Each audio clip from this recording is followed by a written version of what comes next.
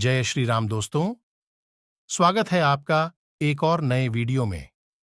तो आज की इस वीडियो में अपन चर्चा करने वाले हैं कि आपके मन में भी कई तरह के विचार आते हैं। कभी कभी तो ना चाहते हुए भी मन में अश्लील विचार आ जाते हैं। लेकिन महात्मा गौतम बुद्ध की इस कहानी से आपके विचारों में बदलाव आएगा। मनुष्य का मन बहुत ही चंचल होता है और इसलिए मन में कई तरह के विचार उत्पन्न होते हैं। क्षण भर में ही व्यक्ति का मन कई चीजों को सोचने लगता है। इसलिए तो कहा जाता है कि मन को काबू करना आसान नहीं। लेकिन गौतम बुद्ध मन को नियंत्रित करने के आयामों के बारे में भी बता चुके हैं। मन में विचारों का आना गलत नहीं है लेकिन मुश्किल तब हो जाती है या विचार ऐसी परिस्थिति में गलत होते हैं जब मन में अश्लील विचार आते हैं। कभी कभी तो ना चाहने के बावजूद भी मन में अश्लील विचार आते हैं। अगर आपके मन में भी ऐसे विचार आते हैं तो गौतम बुद्ध की इस कहानी से आपके विचारों में जरूर बदलाव आएगा। लेकिन वीडियो में आगे बढ़ने से पहले जो लोग भी चैनल पर नए आ रहे हैं, प्लीज चैनल को सब्सक्राइब कर लीजिए और बेल आइकन को ऑल पर सेलेक्ट कर दीजिए ताकि मैं जब भी नया वीडियो बनाऊं तो आप सभी लोगों को जल्दी से नोटिफिकेशन आ जाए और आप हमारी एक भी वीडियो मिस ना कर पाए। साथ ही साथ इस वीडियो को एक लाइक भी कर दीजिए। तो चलिए बिना किसी देरी के साथ इस वीडियो को शुरू करते हैं। बुद्ध अपने भिक्षुओं को उपदेश देने के साथ ही उन्हें भिक्षाटन के लिए भेजते थे। एक बार उन्होंने अपने भिक्षु भरत को भिक्षा लेने के लिए एक श्राविका के घर भेजा। भरत पूरे रास्ते मन में यह सोचते हुए श्राविका के पास गया कि आखिर आज भिक्षा में क्या भोजन खाने को मिलेगा, क्योंकि भरत चंद्रुवंश के राजकुमार थे और बुद्ध के सानिध्य भिक्षु के रूप में दीक्षित हुए थे। हमेशा भरत को महल में खाने के लिए स्वादिष्ट पकवान मिलते थे, लेकिन आज भिक्षा के रूप में उसे जो भी मिलेगा संतुष्ट होना पड़ेगा। श्राविका के घर पहुंचकर भरत ने भिक्षा मांगी। श्राविका ने भरत को बैठने के लिए कहा और भोजन लाने के लिए घर के भीतर चली गई। इधर भरत फिर से अपने प्रिय भोजन के बारे में सोचने लगे और जैसे ही श्राविका भोजन लेकर आई तो भरत अचंभित रह गए। भरत ने देखा कि श्राविका ने उनके लिए उनके पसंदीदा पकवान परोसे हैं और अपने प्रिय भोजन को देखकर वह खुश हो गए।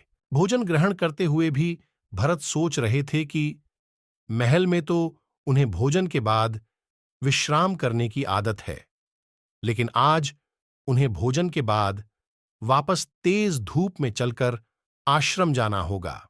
लेकिन भोजन के बाद श्राविका ने भरत को कुछ समय के लिए विश्राम करने का आग्रह किया। भरत फिर से खुश हुए कि आखिर आज उनके मन की सारी इच्छाएं कैसी पूरी हो रही हैं।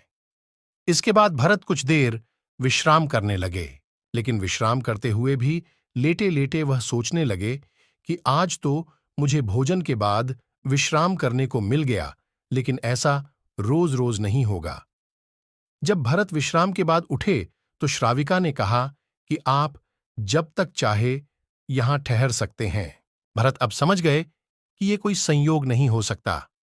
उन्होंने श्राविका से कहा कि मुझे क्षमा कीजिए, क्या आप मेरा मन पढ़ सकती हैं? श्राविका ने हां में उत्तर दिया और कहा कि हां, मैं मन पढ़ सकती हूं। शुरू में यह कठिन था, लेकिन फिर मैंने स्वयं के मन विचारों को देखना शुरू किया। पहले मेरे विचारों की संख्या अनगिनत हुआ करती थी। इसके बाद मैंने विचारों पर ध्यान केंद्रित किया, बिना पक्ष विपक्ष के अपने विचारों को देखने लगी। इस तरह से धीरे धीरे मेरे मन में विचारों की संख्या कम होती गई और सारे व्यर्थ विचार दूर हो गए। इसके बाद से ही मैं दूसरों के मन में चल रहे विचार को पढ़ लेती हूं। हालांकि श्राविका की बात सुनकर भरत घबरा गए। इसके बाद भरत ने श्राविका से आज्ञा ली और आश्रम के लिए निकल पड़े। रास्ते में भी भरत फिर से मन में आए विचारों का स्मरण करने लगे कि श्राविका के बारे में उसके मन में अश्लील विचार भी आए थे। श्राविका ने उसे भी जान लिया होगा, वह मेरे बारे में क्या सोचती होगी। भरत खुद को लज्जित महसूस कर रहे थे। भरत ने आश्रम पहुंचकर गौतम बुद्ध से कहा कि अब मैं कभी भिक्षाटन के लिए नहीं जाऊंगा। बुद्ध ने भरत को पास बुलाया और कहा कि क्या हुआ है, तुम मुझे सारी व्यथा बताओ। भरत ने सारी बातें बुद्ध को बताई।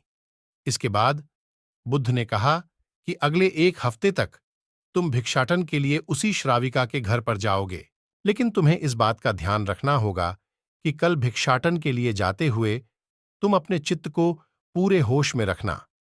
तुम्हारे भीतर क्या विचार उठे, उन पर ध्यान केंद्रित करना, और यह भी ध्यान रखना कि तुम्हारे मन में कौन सी वासना उठ रही है। तुम कल इन सभी चीजों को ध्यान में रखकर जाना और इसके बाद मुझे वापस आकर बताना। अगले दिन भरत भिक्षाटन के लिए गए। बुद्ध के बताए अनुसार वह पूरे रास्ते अपने होश को जागृत रखते हुए चल रहे थे। जब श्राविका का घर आया तो भरत ने भिक्षा मांगी। उसके भीतर कोई वासना नहीं थी और ना ही कोई विचार उत्पन्न हो रहे थे, क्योंकि उसने अपने मन को पूरी तरह जागृत रखा था। भरत ने भिक्षा ली और आश्रम चला गया। भरत ने बुद्ध को प्रणाम किया और कहा कि आज उसे जिस आनंद की अनुभूति हुई वह पहले कभी नहीं हुई। तो बस आज के लिए इतना ही दोस्तों, मिलते हैं अगले वीडियो में। धन्यवाद।